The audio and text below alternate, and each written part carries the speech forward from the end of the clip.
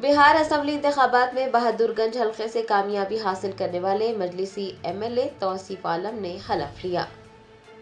बिहार में 18वीं असेंबली के 5 रोजा इजलास का 1 दिसंबर से आगाज हुआ है, जो कि 5 दिसंबर तक जारी रहेगा।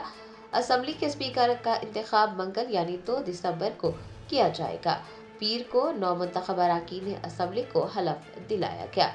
अबूरी स्पीकर नरेंद्र नारायण यादव ने 9 मुंतखब अरकान असेंबली को हलफ दिलाया। बहादुरगंज हल्के से कामयाबी हासिल करने वाले AIMIM MLA तौसीफ आलम ने भी हलफ लिया। भारत के संविधान के प्रति सच्ची श्रद्धा और निष्ठा रखूंगा तथा जिस पद को मैं ग्रहण करने वाला हूं उसके कर्तव्यों का श्रद्धापूर्वक निर्वहन करूंगा।